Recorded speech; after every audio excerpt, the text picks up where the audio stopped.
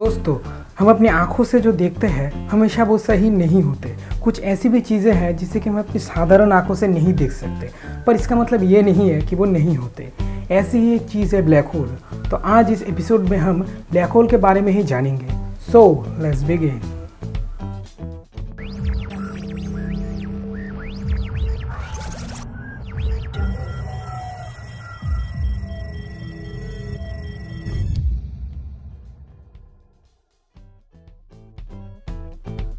असल में हम इलेक्ट्रोमैग्नेटिक स्पेक्ट्रम का बहुत छोटा सा ही एक पार्ट देख सकते हैं जिसे कि हम विजिबल लाइट बोलते हैं। पर ब्लैक होल की ग्रेविटी बहुत ज़्यादा होती है, इसीलिए वो किसी तरह का लाइट को रिफ्लेक्ट नहीं करता, हर तरह के लाइट को वो एब्जॉर्ब कर लेता है, जिसकी वजह से वो काले होते हैं और हम उन्हें देख नहीं सकते।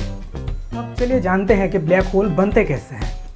तो ब्लैक होल बनते हैं स्टार्स से। तो हमें ब्लैक होल को समझने से पहले स्टार की स्ट्रक्चर के ऊपर थोड़ा नज़र डालना पड़ेगा। स्टार में क्या होता है, उसमें दो तरह की फोर्सेस काम कर रही होती है। एक होती है अंदर की तरफ खींचती हुई ग्रेविटेशनल पुल और दूसरी होती है बाहर को निकलती हुई रेडिएशन की फोर्स। साधारण सिचुएशन में क्या होता है कि जो बाहर की तरफ रेडिएशन की फोर्स है वो अंदर को खींचती हुई ग्रेविटेशनल पुल को बैलेंस कर देता है, जिसकी वजह से स्टार स्टेबल रहता है। पर स्टार का फ्यूल धीरे धीरे खत्म होने लगता है और वो मरने लगता है। तब क्या होता है कि उसकी जो रेडिएशन की फोर्स है वो धीरे धीरे कम होने लगती है, पर जो ग्रेविटेशनल पुल है वो वैसा ही रहता है, जिसकी वजह से स्टार में एक एक्सप्लोजन होता है जिसे कि हम सुपरनोवा बोलते हैं। स्टार का पूरा मटेरियल एक जगह आके कॉन्सेंट्रेट हो जाता है और निर्माण होता है एक ब्लैक होल का। अब जानते हैं ब्लैक होल की स्ट्रक्चर के बारे में। ये देखिए, इसमें जो बीच का पॉइंट है इसे बोलते हैं सिंगुलैरिटी। बाहर जो ये बाउंड्री, ये गोल सा बाउंड्री है, उसे बोलते हैं इवेंट होराइजन। ये है ब्लैक होल का बाउंड्री। और इस इवेंट होराइजन के बाहर स्टार्स, प्लैनेट्स चक्कर लगा रहे होते हैं जो एक डिस्क का आकार लेते हैं, जिसे कि हम बोलते हैं एक्सेलरेशन डिस्क। अपने साइज के अनुसार ब्लैक होल्स को 3 भागों में बांटा गया है, सबसे छोटे वाले से।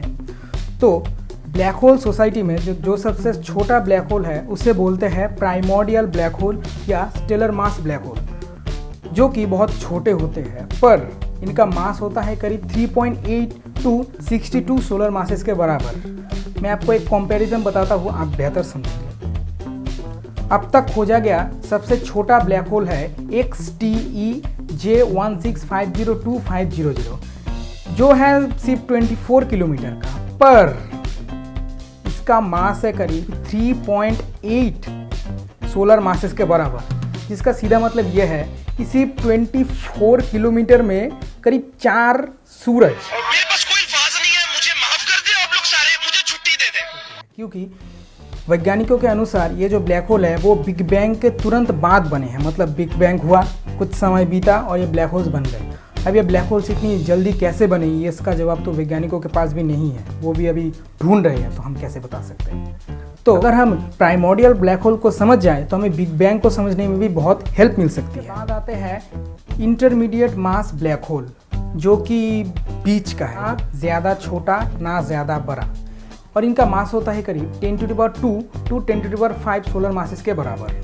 बाद आते हैं महाकाय, विशालकाय ब्लैक होल्स, जिसे कहते हैं सुपर मैसिव ब्लैक होल। अब ये बहुत बड़े होते हैं, इनका मास होता है करीब 10⁵ टू 10⁹ सोलर मासेस के बराबर। मतलब एक सूरज से मिलियंस या बिलियंस टाइम ज़्यादा होता है इनका मास। हर गैलेक्सी के सेंटर में ऐसे एक ब्लैक होल होते हैं। हमारे गैलेक्सी मिल्की वे के सेंटर में भी ऐसा एक ब्लैक होल है जिसका नाम है सेजिटेरियस ए, जिसका मास है करीब 2.6 मिलियन सोलर मासेस के बराबर और डायमीटर है करीब 44 मिलियन किलोमीटर। इसका मतलब ये है कि सन और मर्क्यूरी के बीच के जो डिस्टेंस है उसमें ये ब्लैक होल समा सकता है। देख सकते हो कितना डेंस ऑब्जेक्ट है। मतलब सिर्फ 44 मिलियन किलोमीटर्स में 2.6 मिलियन सूरज के समान मास। अब तक खोजा गया सबसे बड़ा ब्लैक होल है OJ287 गैलेक्सी के बाइनरी पेयर सिस्टम में मौजूद एक सुपर मैसिव ब्लैक होल का, जिसका मास है करीब 18 बिलियन सोलर मास। मतलब सूरज के मास से 18000000000 गुना ज़्यादा मास, जो कि बहुत ज़्यादा मास है। तो होल है वो जितना मैटर को अपने अंदर खींचेंगे उतना ही बड़े होते रहेंगे, उतना ही ज़्यादा रेडिएशन भी एमिट करेंगे, जिसे कि हम बोलते हैं हॉकिंग रेडिएशन।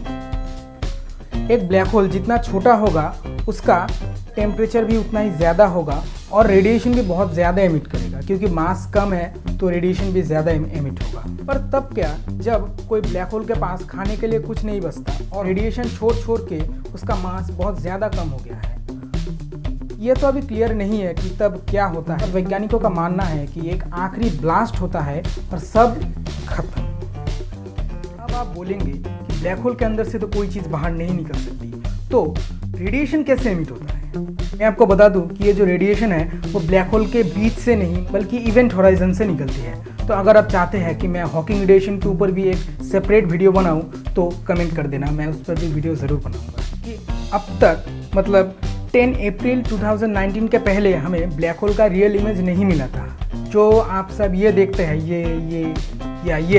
ये सब कंप्यूटर ग्राफिक्स से बनाया गया है, मतलब ये रियल नहीं है। पर 10 अप्रैल 2019 को हमें गैलेक्सी M87 के एक सुपरमैसिव ब्लैक होल का इमेज मिला। आइंस्टाइन के थ्योरी ऑफ रिलेटिविटी के अनुसार हम जानते हैं कि जिस बॉडी का ग्रेविटी जितना ज़्यादा होगा उसके लिए टाइम उतनी ही स्लो हो जाएगी। तो हम ब्लैक होल के जितना करीब जाते रहेंगे हमारे लिए टाइम उतनी ही स्लो हो जाएगी। मैं आशा करता हूँ कि आपको इस वीडियो से नया कुछ ज़रूर सीखने को मिला। अगर ऐसा है तो इस वीडियो को लाइक करने के साथ साथ मेरा चैनल सब्सक्राइब भी ज़रूर कर लेना आगे आने वाले और भी इंटरेस्टिंग साइंस वीडियोस के लिए। और मैं मिलता हूँ आपको नेक्स्ट वीडियो में, तब तक के लिए ज्ञान लेते रहिए और फैलाते रहिए।